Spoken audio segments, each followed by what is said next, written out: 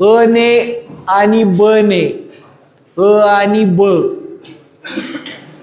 बोल नको रे, अ ने आणि ब ने दोघांनी मिळून व्यवसाय सुरू केला. आता लक्ष द्या, अ चं भांडवल किती होतं? 2 लाख रुपये. अ चं भांडवल हे 2 लाख रुपये. ब चं भांडवल किती होतं सांगा?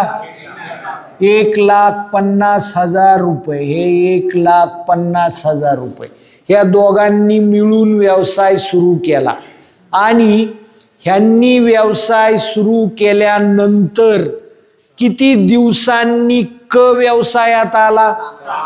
6 महिन्यांनी व्यवसायात आला. उशिरा व्यवसायात आला. बरोबर. त्याचं भांडवल किती होतं सांगा मला? 2 लाख रुपये. त्याचं पण भांडवल हे 2 लाख रुपये होतं. आणि नफा वर्षाखेरीस वाटून घेतला का आणखी काय वेगळ्या कालावधीनंतर? 2 वर्षानंतर. त्यांनी या व्यवसायातला नफा 2 वर्षानंतर वाटून घेतला. म्हणजे अ चं आणि ब चं भांडवल, अ चं आणि ब चं भांडवल व्यवसायात किती महिने होतं? 24 महिने होतं. अ चं बघा, हे भांडवल ही मुदत हे की नाही, 2 लाख रुपये भांडवल, 24 महिने मुदत. हे झालं अ चं. ब चं काय? त्याचं 1.5 लाख भांडवल, मुदत किती? 24 महिने. आणि क मात्र व्यवसायात 6 महिने उशिरा आला. क जर व्यवसायात 6 महिने उशिरा आला असेल तर त्याचं भांडवल व्यवसायात किती महिने होतं? किती महिने?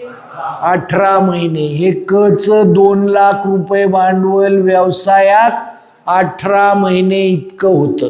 बघा आता हे सगळं ह्याच्यावरून काय करणार आपण? भांडवल गुणिले मुदत ह्याच्यावरून नफ्याचं गुणोत्तर काढणार.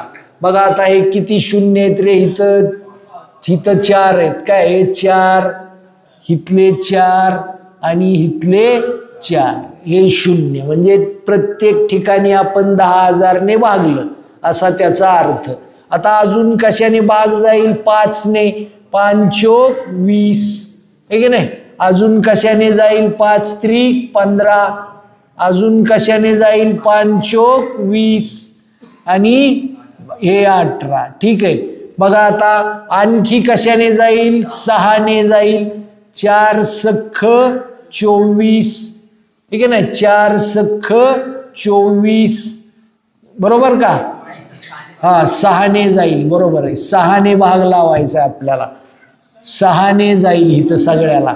4 6 चोक 24, 6 चोक 24 आणि 6 त्रिक 18. 6 ने भाग जातो सगळीकडे. बघा हे 4 कॅन्सल, हे 4 कॅन्सल आणि हे 4 कॅन्सल. म्हणजे त्यांना आपल्याला नफा कोणत्या प्रमाणात वाटून द्यावा लागेल?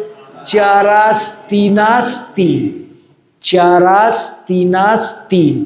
म्हणजे एकूण प्रमाण किती झालं? बघा एकूण प्रमाण किती झालं? 4 आणि 3 7 आणि 3 10.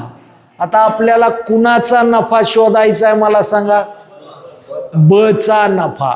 आपल्याला ब चा नफा शोधायचा आहे. ब चा नफा मला सांगा एकूण नफा किती झाला? किती रुपये? हा, 2,50,000 रुपये. एकूण नफा झाला 2,50,000 रुपये. त्याचे किती भाग करायचे? किती? 10 भाग करायचे. आणि त्यातले ब ला किती वाटून द्यायचे? 3 भाग वाटून द्यायचे. शून्याला शून्य गेला. 25,000 गुणिले 3 किती रुपये नफा वाटून येईल त्याला?